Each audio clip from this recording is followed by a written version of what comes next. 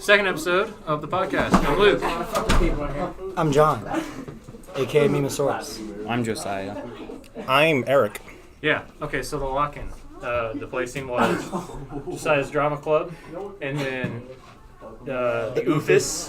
Oof. Yeah. Lost by 63 points. 63 points. That's pretty historic. And then the Shitty Boys took not fourth. Fourth place was Dramatics Anonymous. That's what they get for taking your name, Josiah. Posers. And then the Eliminators, which, I mean, that was Bromley's first time captaining, and I think they did a really good job and took some games off of some high-tier teams. But that's just how it turned out. So, what are you guys' thoughts on the placings? Unlucky. Yeah. You were lucky. Yeah, you guys. We had first place locked in for a long time. And at the very end, Josiah's team just came in, took a giant poop on us. Yeah, Josiah's Drama Club had to beat the Oofus 2 matches in a row to claim victory. The first match was about a 2K deficit in favor of Josiah's Drama Club. And the second match was 63-point difference. Yeah. And it wasn't that each game was close.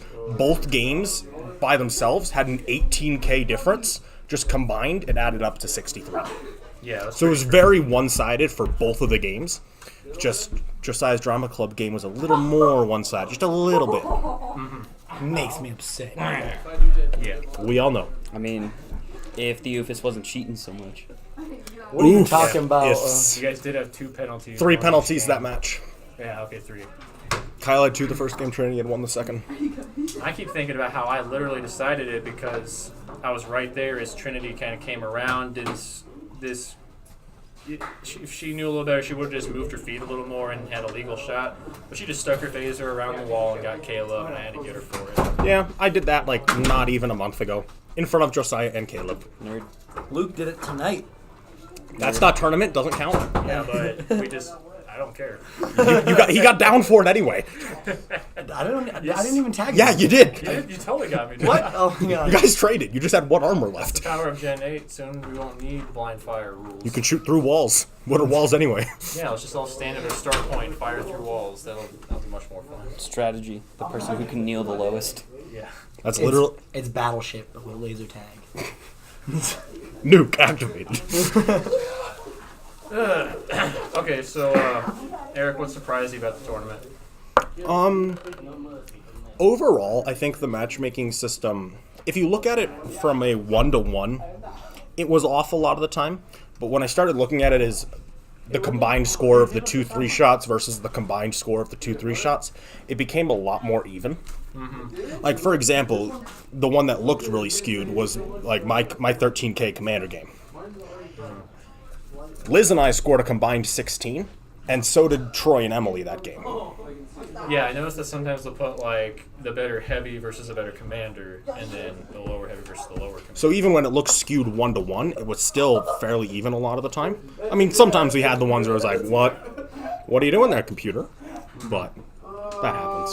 Yeah, it does happen. That's not fair. That happened to Bromley's team. It definitely did. And that's just how a random draw goes. What surprised you about the tournament?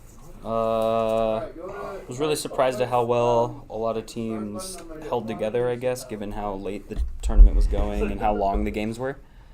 But 8-hour lock-in. Yeah. if Over we didn't daylight get savings. If we didn't get daylight savings, it would have gone like past time. Yeah. we probably All would have been according to hustling more. We took a lot of breaks. Because everyone was all worried about time and Caleb, and I were like, but guys. Yeah. When it turned 1 o'clock the second time, everyone was like, what? Honestly, it was fine. Like, I was quite surprised at the entire stamina section. I was really surprised that a lot of teams held together. My team, however, was extremely affected by the time. We started really strong, and then it just, like, tanked at about 2 in the morning. Mm-hmm. I mean, you guys still were able to pull through, but a big thing was Ben, I think, played the most sub-games by far. He was in pretty much every match. Kyle Dana actually played the most. Doesn't surprise me either.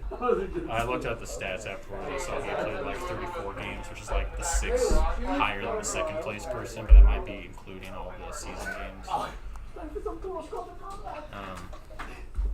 I'm surprised you, John. Coffee. Then my entire team stayed for the entire lock-in.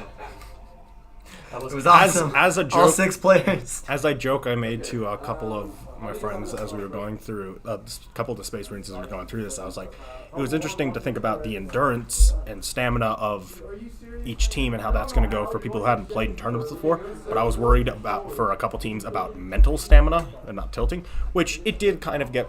It did get as the night went on, but it wasn't nearly as bad as I thought it was going to be. Yeah. Really only like one main incident, but everything was fine. That's on me. What surprised me was how even all the games were. The games were pretty even, and green took a lot of games. Usually it was like red won 65% of the time, I think. Yeah. You don't have to think as much on green's side, I think.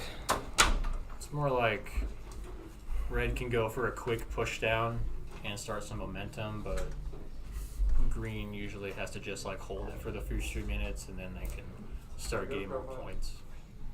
If red can take third, they've got a dominating position because it's so much harder to get up switchback compared to going just from closet to third. But on the flip side, green has a fallback position there where red either is in fun box or is downstairs. Yeah, pretty much. What else do you guys want to talk about?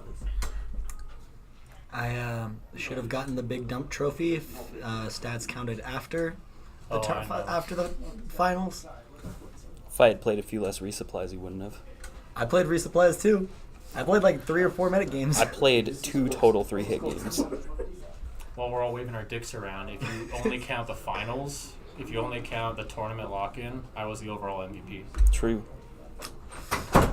If you include rounds as well, I've still got second highest commander score. I just got first.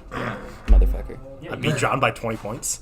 I feel bad because you got your 13K right after I got mine, and it totally, like, I felt like it made yours seem less significant. But you still got fucking 13K. You had 13.9 though, so you rounded up to 14. Can we real quick just talk about Mason's 11.4K? I'm in commander C game? tier. Yeah, we can definitely talk about Because, Mason's like, 11.4. He just like And quote, I'm garbage. yeah. I'm in C tier. he was like 5 or 6 special points away from a 5th nuke. Yeah. Look, It was Mason, if- insane. Mason, if you're listening to this, when you should be. When you go hard, and you seriously look like A tier sometimes. You're insane. You have really good positioning, and you get people where they're not expecting and keep punishing them for not moving away from you. I want to see Fact. more out of you. Fact. Let's talk about Isaac Isaac. and his He 4 needs to trophies. lose- No, he needs to I'm not lose talking about this this. I'm season. leaving. I like looking at the picture he sent in the group chat of the 4 first place trophies. You can definitely see where we started paying for trophies and not making them ourselves. Which is the only season that I was in charge of getting trophies.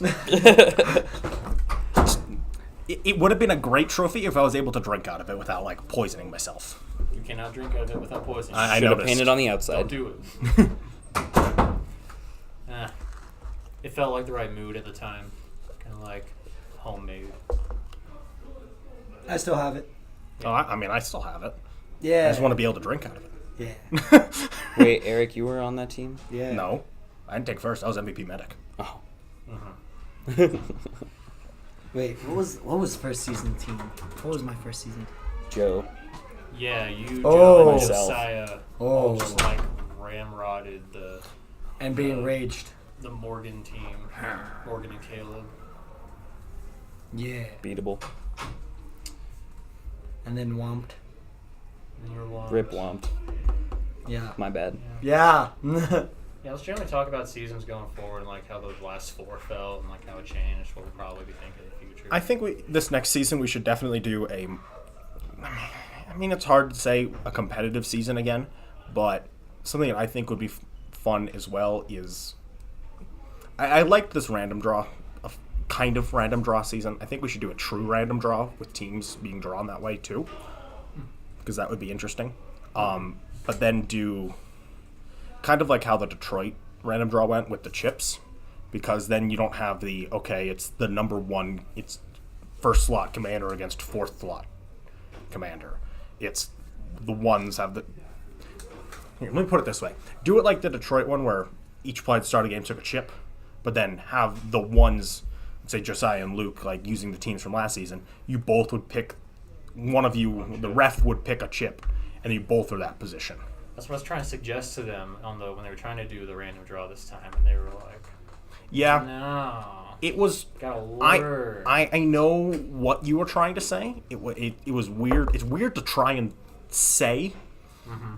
But yeah, exactly. English. Yeah. I don't care how it's randomized. I do think if the positions are at least correlated to be fair, then it's a lot more fun for everybody. I liked doing rotations. Rotations, yeah, that was definitely fun.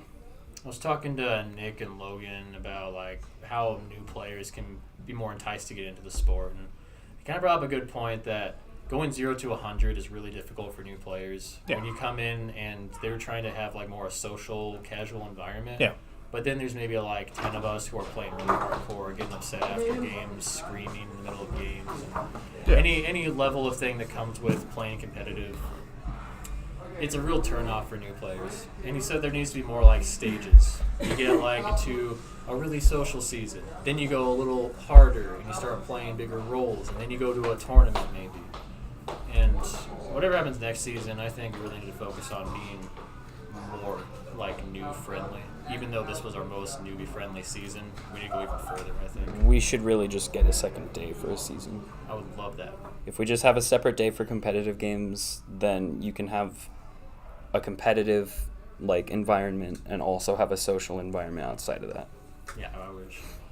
So Sounds like Mondays are pretty busy again. Wednesdays could be Maybe- lit. Maybe Wednesdays. I would totally come to Wednesdays.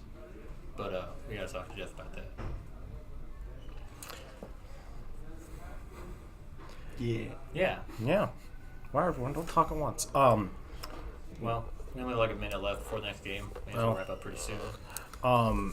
When it comes to being social, one of the things that I'll do when I run, if I help run a Space Marines on like a Midnight Madness or something with people wanting, if there's new people, I'll tell the commanders if they're new or whatever. I mean, if they're experienced players, just when I play against new players, I play by the whole 2 nukes rule.